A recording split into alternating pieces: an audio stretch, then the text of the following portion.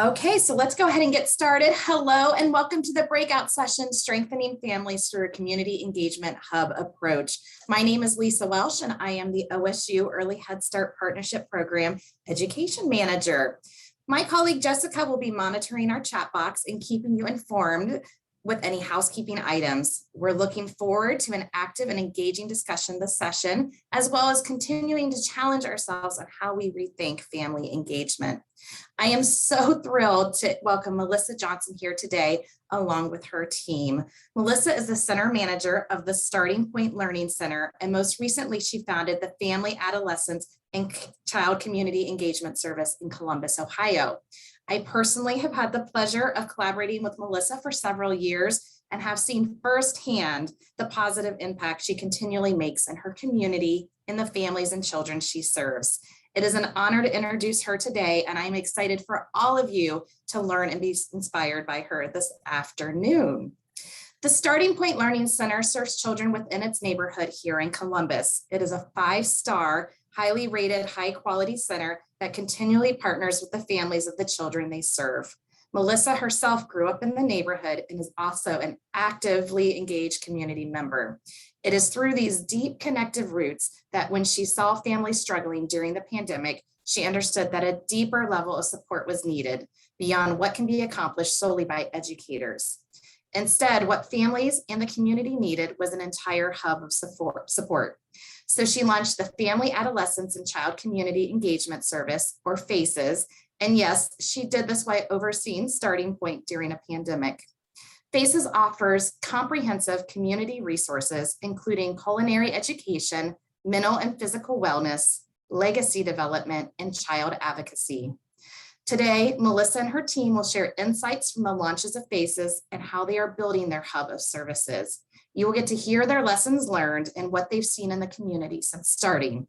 I can't fully express how thrilled I am here to have Melissa and her team here with us. There is a deep river of knowledge, vision, passion, and grit that runs throughout their work. And today we get a front row seat to this inspiring story. So with that, I will turn it over to you, Melissa. All right. Hi, everybody. And thank you, Lisa, for that introduction. I want to say that I am truly appreciative of being able to, or being asked to share my story today. And hopefully I'm able to answer any questions that come up at the end of the discussion. I find it exciting to be here, but again, overwhelming because there are so many experts on this Zoom meeting today. So I truly appreciate and feel honored that you have decided to join this breakout session with us. So first off, I want to say that everything about Starting Point and the launch of FACES couldn't have happened without a team of people, from my friends, family, community members, partners like Ohio State University, the City of Columbus, and ECAL. These were all people that came together, and even past and present employees of Starting Point Learning Center. Like, this is a totally group effort. It's not just one single person. And so our love for the South Side of Columbus, specifically the Southfield community, is all what drives our mission and continues us to figure out ways to be there for our families. And like was mentioned earlier, I did grow up in the neighborhood. I'm actually sitting in the house that I grew up in. This is now, since the pandemic, we made it an office space so that we could spread out a little bit more. And so growing up next door to the preschool, which is right next door. And then as of 2019, the Family Center, which is all a part of our campus, sits on about 6 acres of land on the main road in our community.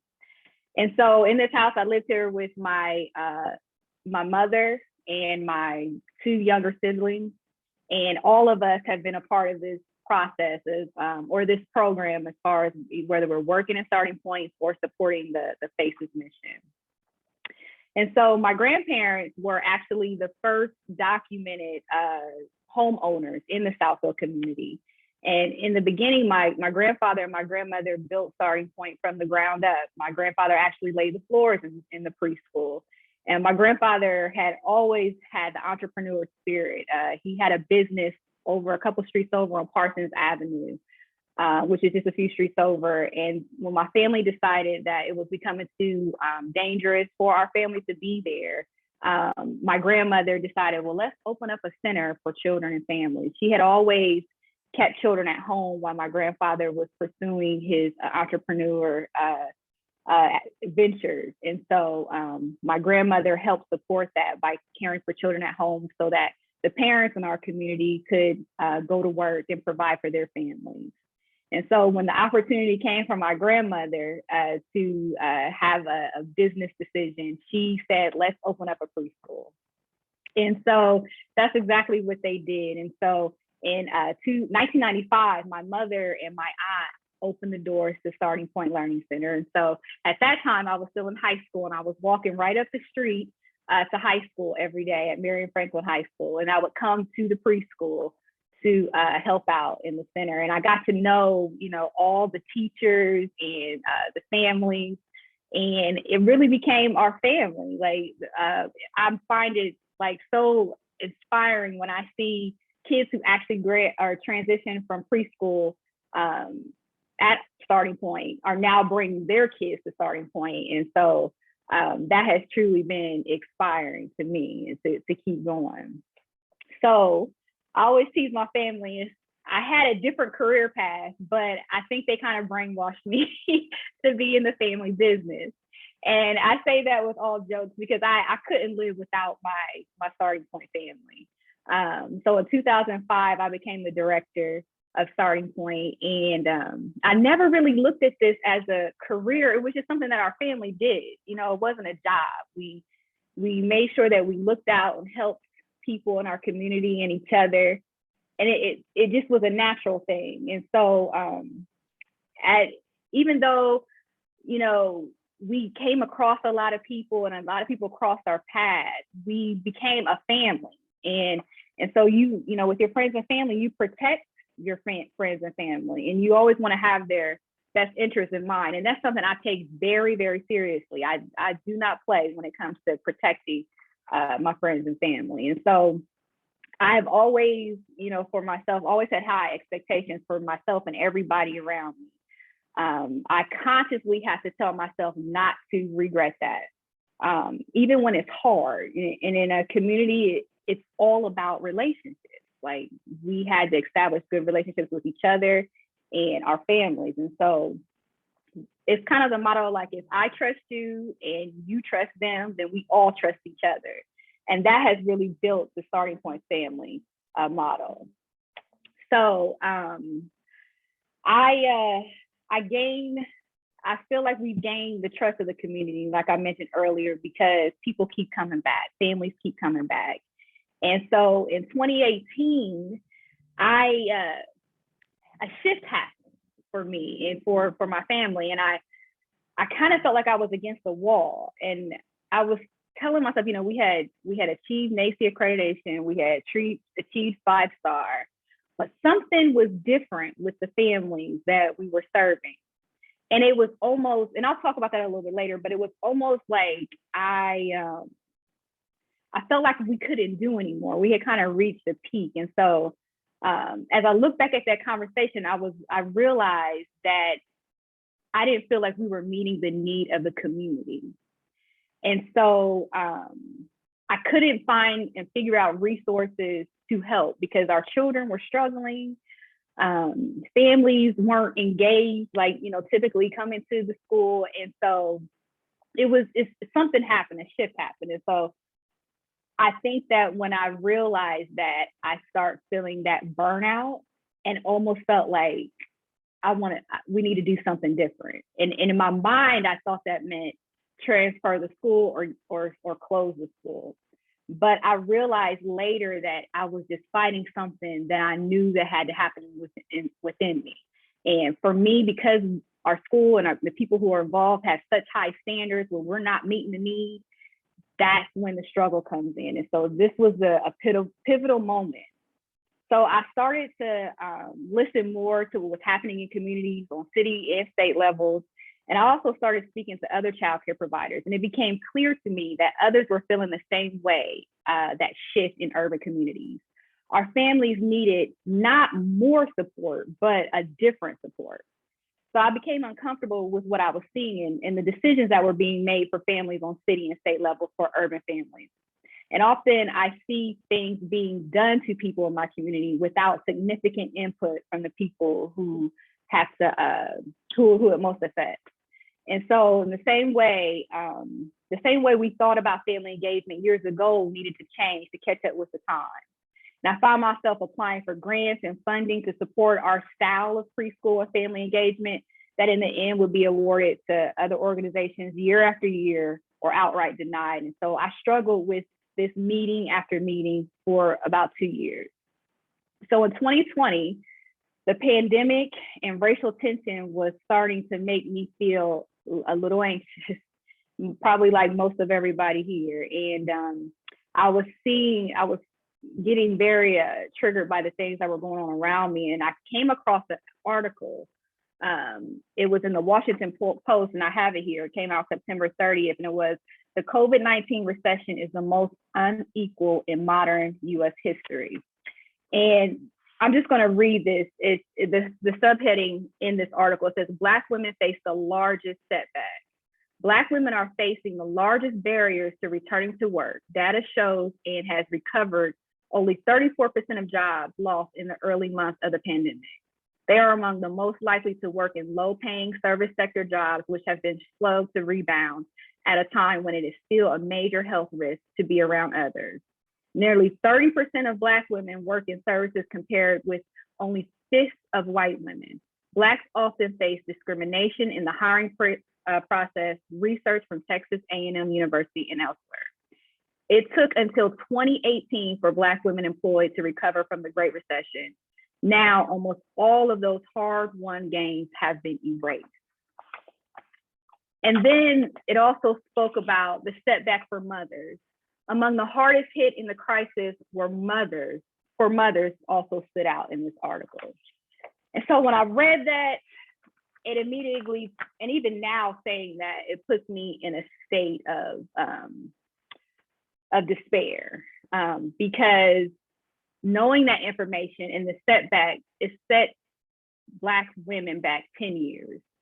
And so I immediately knew that I had to put something practical together to almost put a Band-Aid on the bleeding. And so together, even though I wanted to roll a typical program, the ones that you hear about, like legacy development, support, mental health, I just decided that we would try something different. And so most families have to go to many different locations or make many different phone calls to find resources.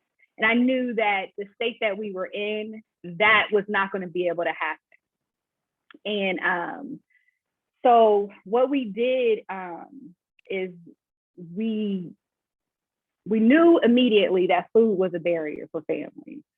And so we reached out to in our community, I should say, because Southfield is a food desert. And so we reached out to Mid-Ohio Food Bank to partner to provide food to the community using COVID precautions, of course. And then families didn't have to get out of their cars. They would drive through our property, and we loaded the groceries in their trunks. And so while that was happening, we reached out to other resources in the area so that as they came through this driveway with music and welcoming communities on the property, they were getting food and resources handed to them in their cars. And so right now, I am going to have Jordan Cartwright speak about what is now known as the FACCES Fresh Market and how our community hub was born.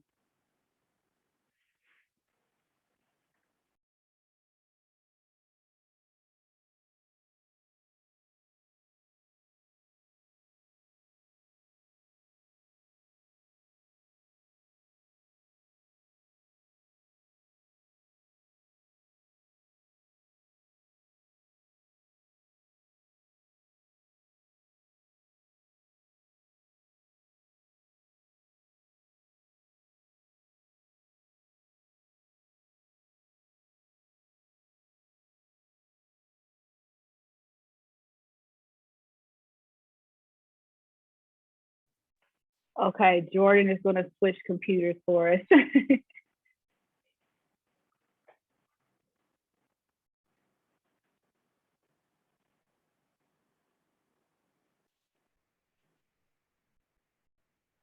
All right, I'll put myself over.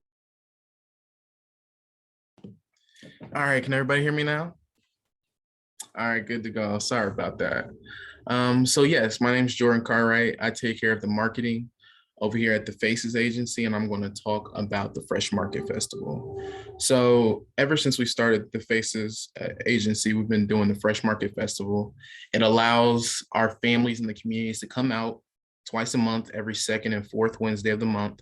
They're able to come and get a lot of different resources, from food all the way to other resources that we have, as far as clothing, as far as plants and other things that they can do to improve their lifestyle. So they're able to come and learn about, the value of taking care of their health. They get healthy food, like I said earlier, about produce, vegetables, fruits, and things like that.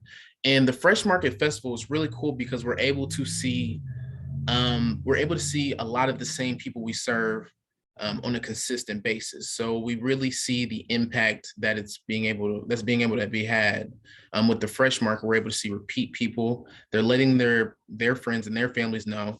It's able to give us a chance to expand the amount of impact we've been able to have. So yes, we run the Fresh Market twice a month on the second Wednesday and the fourth Wednesday. And, it's really a place where our community, we've even seen our community members be so moved by the effort of the Fresh Market and want to come volunteer themselves. And volunteerism is super heavy with the Fresh Market. Without our volunteers, we wouldn't be able to run it to the scale that we do. So yeah, we were able to have our community also be a part of the effort in giving back to the community. So I think that that's really a nice big highlight for the Fresh Market. And we've seen so much success with that. It really helps empower the community to let them know that, yes, we're living in a food desert, but we're able to have access. It's a human right to have access to these fresh foods, and, just to be able to clothe yourself. So we really see this as I would say, one of our biggest impacts in the community, just being able to, build that trust and that relationship with them. All right, thank you, Jordan. And so, again, we started this at the beginning of the pandemic, and then so in 2021, the governor started to shut down our state, and so starting points, essential workers continue to provide these resources all the way through there, from toilet paper at times, food. We even start doing COVID testing for our community. We had a chef that come in, Chef Jason, who provided healthy food samples, and we made videos and commercials so that way we could send things out to our families just to be of encouragement and to educate them. And so we stayed in contact with everyone throughout the whole pandemic, and we were starting to be able to see what businesses were closing and what mandates were happening. And so as we spoke and developed relationships with the people that attended these Fresh Markets, it became apparent really fast that that families were in a crisis and were suffering, and we built those strong relationships with them. And so no one was clear how children would be able to return to school. And so during that time, we opened a learning extension site, which allowed for kindergarten through 12th grade to come to our site. We reached out to our community again. It got hotspots and laptops, pencils, and daily meals so that kids had a safe place to come. A lot of times, and most times in our community, our parents didn't have access to Wi-Fi that worked well. And so you can imagine what a barrier that was on our families who needed to log in for school. And out of that, we developed a segment called the Teen and Adolescent Leadership Conversation Series. And so it allowed for the youth to talk about what they were going through with the pandemic, and they created a mural, I should say, in our LEC about how it was affecting them. It was very powerful for them to be able to have that outlet. And then out of that came the academic navigation system, which is an online parent curriculum that helps parents be advocates for their family and also to support their child. with their academics, and it's all based on the Ohio State standards. And so we're really excited with that. It is right now we are focused on early childhood education, but we plan to have the curriculum go all the way up to high school, and then even talking about plans for after high school. We're looking for more activities. Our families were, as we were coming together, our families start looking for more opportunities to do things outside because of the pandemic. And so that is when the FACCES Art Urban Garden project started. And we broke ground on our greenhouse in 2020. We were able to reach out to Central State and Ohio State to support the project. And I'm going to allow Sierra Murray to talk about the FACCES Urban Garden at this time. Thank you, Melissa. My name is Sierra Murray, and I'm an executive assistant with FACCES. The Urban Garden, like she said, came about through in a time where people were looking for more things to do, and not just things to do, but things to help benefit the community. So what we did, we start holding classes that basically the classes are called Teach the Teacher. And in a nutshell, that's what it is. We're teaching the teacher of the child how to better themselves and their knowledge on food and how to grow food. And we hold classes on topics such as soil health, extension, season extension, what crops can grow together, what crops don't grow well together, and things of that sort. So the parents and caregivers of our community come every first and third Thursday to discuss topics about growing food, and basically how to show them how not only to sustain the FACCES Urban Garden, but to become more sustainable in themselves, and growing food that they can actually prepare and eat themselves, so that in turn they can teach the children how to do the thing. Thank you, Sierra. Thank you for talking about the Urban Garden. The thing about the Urban Garden is, like, all of our activities, we learn through family engagement that we are not separating children from their parents when they're engaged. A lot of times you hear about family meetings or parent meetings, and you provide babysitting for the children. But it was really important. We saw the benefit of having the children right there with the family, because it was an opportunity for them to have a positive experience. And so that's exactly what happens at Teach the Teacher. Even though that it is for the teacher or the members in our community who are adults, or we still encourage the family to come to the event. So I noticed that, once we start seeing families in the community, that they were connected to other childcare centers in our community. And so even though I regularly spoke with, other childcare centers, I realized I didn't have like a really good relationship with the centers that were like right next door to me. And we're really seeing the same kids. And so we reached out to the childcare centers that were close to us, and that's how we discovered that, or that's how the South Columbus ECE collaboration came about. And so this group was formed with the help of United Way and Future Ready Columbus. And Sierra, I'm gonna have you speak on that a little bit, how that's going. So the South Columbus ECE collab it's great. Basically, instead of the centers having to be in silos, we bring them together so that we can serve all the families equally, not just one center or not just one part of the community, but the entire community. So what we do is we have monthly meetings with the directors, and we provide training for them, for their staff, and help provide resources for their other basic needs to help them get higher NACE accreditation, get NACE accreditation, and even higher step up to quality. We also take care of their family engagement through our monthly parent gathering, the quarterly events as well. And then we are there as an extra support to help find resources, because many of the centers are, like everybody right now, they're understaffed and they're doing their best to survive. So we just want to be there as an added support to help them cross the barriers that they or their families may be facing. Thank you, Sierra. And that's what we were finding. Like, even though we're in the middle of a pandemic, we still have to meet our standards. We still have to be step of the quality rated. We still have to make sure we're meeting those ratios. And so us working together on the South Side in the collab has been, I've learned so much from the program as well. And so it's definitely, this whole year, if I have to sum it up, has been based on relationships and building the foundation of relationships of the members in our community so that we can help our youngest citizens, which are our children. So once we got this group together, we took a survey, and we found that the hardest thing for the centers to maintain is the family engagement, because there was like that shift, and we have to think about family engagement differently. And so that's what we're working on right now, is working together. Like I think somebody said, working smarter, not harder, to help all the members in our community. So next, I would like for Tasha to speak on our parent family gathering events and monthly meetings. Thanks so much, Melissa. I'm happy to see everyone. I'm very honored to be a part of today's meeting.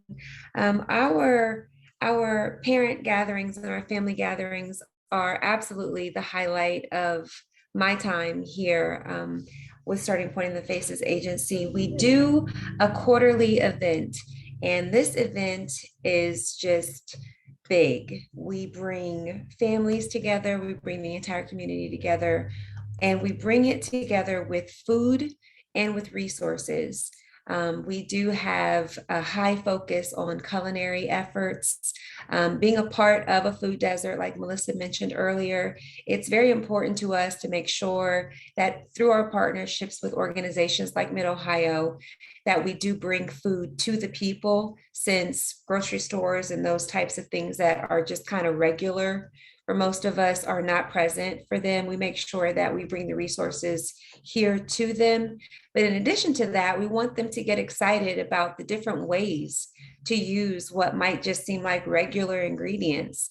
So there's a chef that is here on hand, showing them healthy ways to prepare simple ingredients so that it stays exciting. The menus that they're able to prepare in their homes with their families, which is still time together, that's being spent as a family unit, talking, preparing food, spending that time together. And then community resources. We're able to partner with different vendors from the community that talk about things like financial wellness. We have different banks that come in and spend time with the community.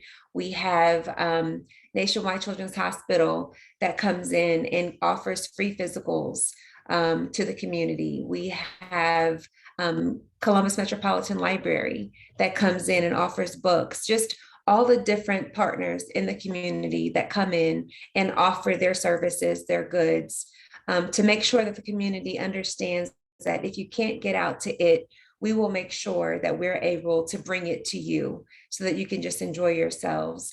And so that's been a tremendous opportunity for us as a center and for the community. And the reason I point out that it's great for us is because it also gives us a chance to kind of keep our finger on the pulse of what the community is in need of.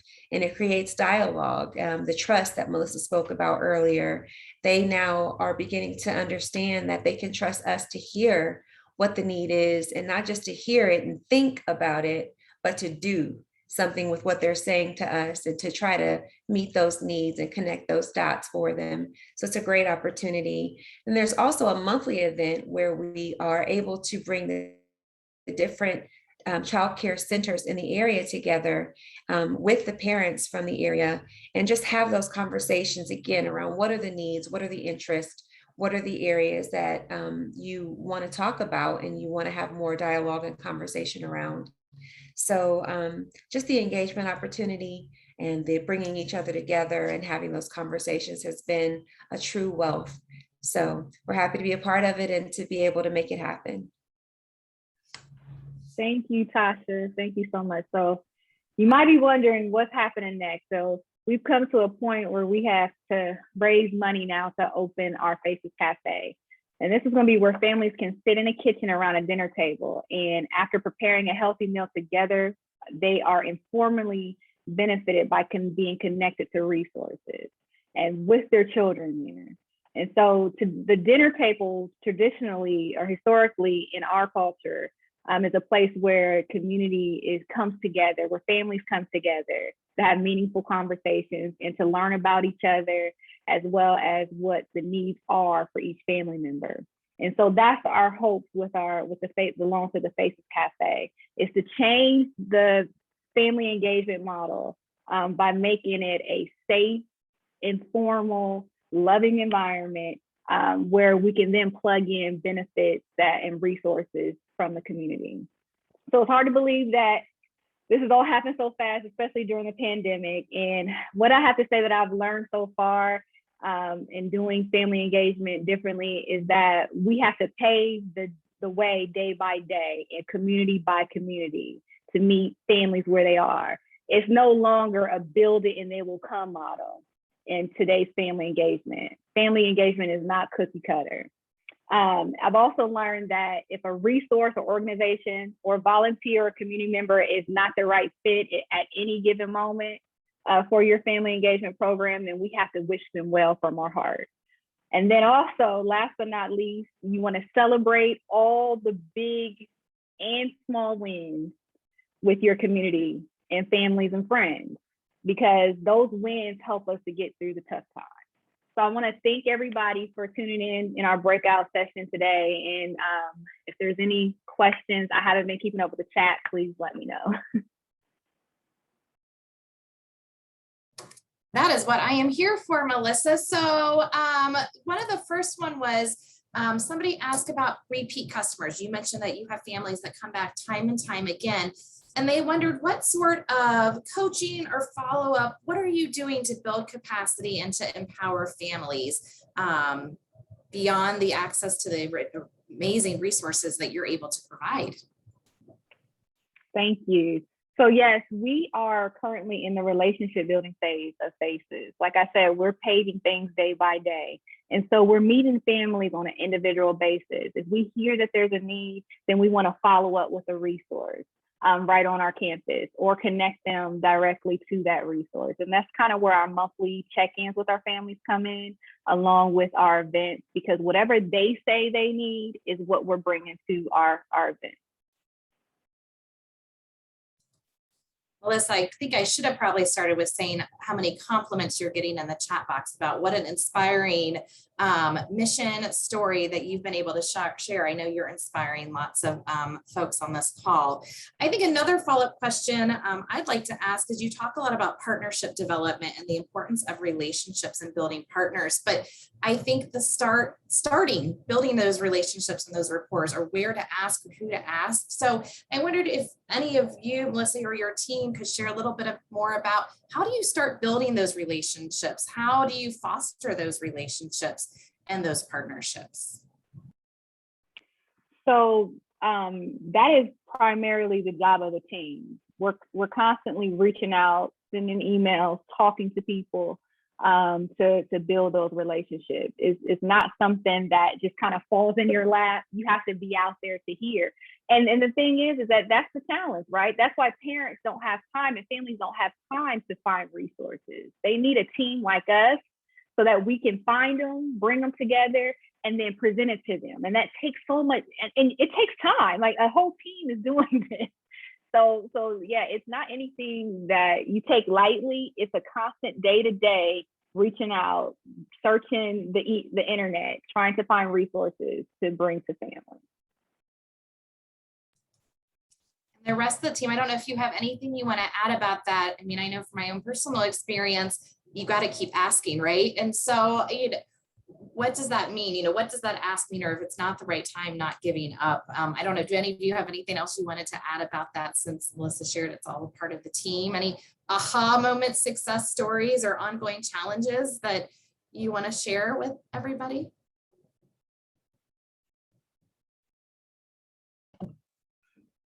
Hey everybody, so this is Jordan.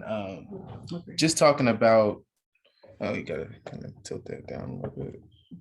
All right, cool.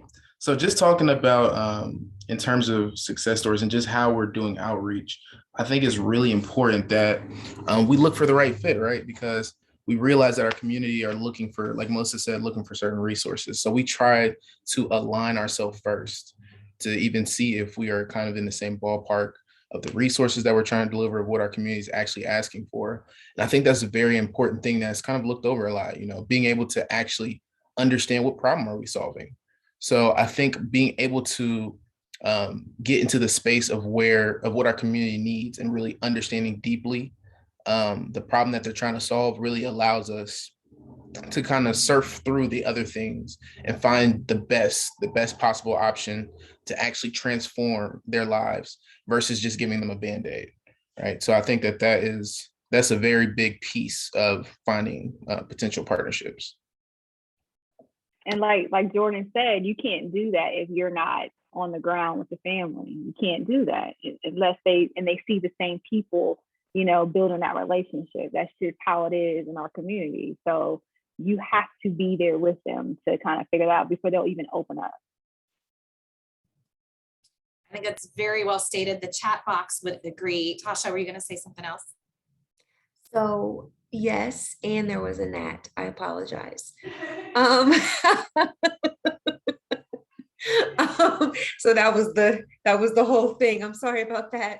I also was going to say that I have learned a lot from being with this team. And one of the things that is most important and that I've began to found success with is connecting in a disconnected way. And I know that sounds a little bit oxymoronic, but we talk a lot about not taking things personally, but staying very much engaged. So when you look at things like the Fresh Market Festival, and dealing with the fact that we live in a food desert and looking at that effort in that way, it keeps it from being a charitable thing. And it causes us to focus on the fact that the city has not made plans to break ground in this area for a grocery store. And so we will rely on the resources of the city around food, and we will continue to press in that area to provide a resource that has not been given attention to. And so when we welcome the families, sometimes they say, oh, I hope I won't need this service long, and thank you so much. And their approach is very humble, and they feel like they're being given something. And we quickly and aggressively remind them that this is not a charitable service. This is what is in fact owed to you, because the city has not answered the fact that you need resources to give you the food that should be available to you in your neighborhood. And so we are restoring dignity and pride and letting them know that something is supposed to be here and available to you that is not. So help us continue to answer that issue by showing up continuously and repeatedly, so that we can make them respond in a way that is more sustainably correct. And that is in giving us the resources, the grocery stores, the shopping stores that we need in our community, just like every other zip code has access to.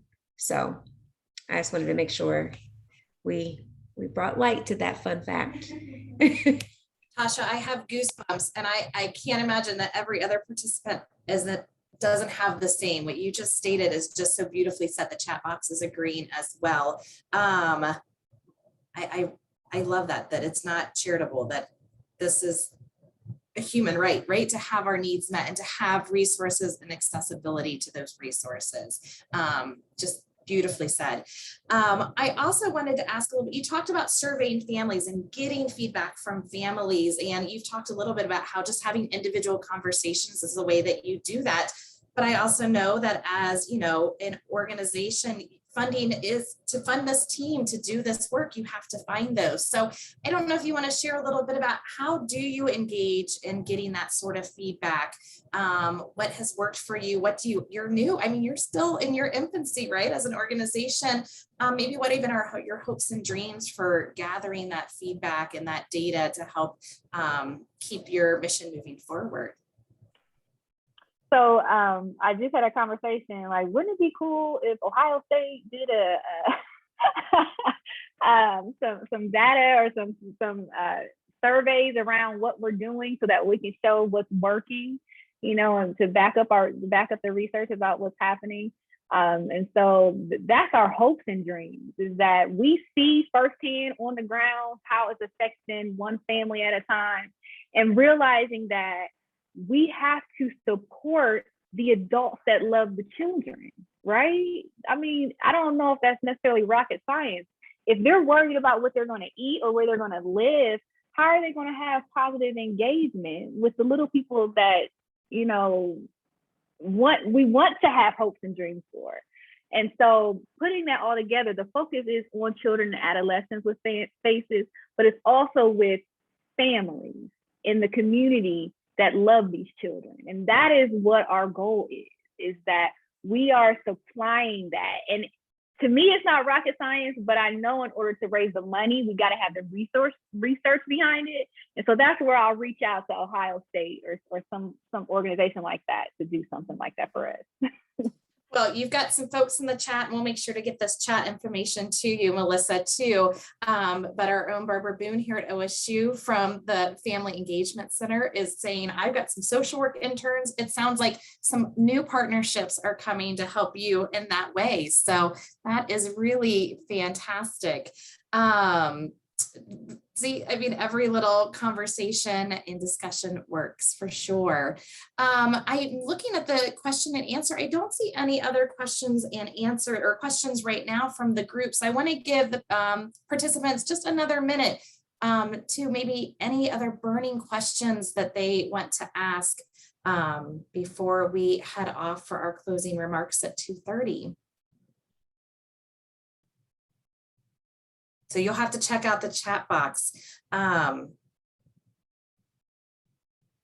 Melissa, all of you, Sarah, Jordan, Tasha, we really thank you for joining us. I am so inspired. I've been honored to be able to see the work firsthand. And so I am so glad that you are able to share the story with everyone. Your commitment to filling gaps, your commitment to the families, to the children, to your community, staying mission aligned is really so inspiring. And please keep up the good work. We hope to have you back soon to tell about how things continue to grow and improve in your greater reach. So thank you all for joining us. I'm wishing you all well, and you will log out, you will do the survey, and you will log back in for the 2:30 closing ceremony. So thank you all and have a great afternoon.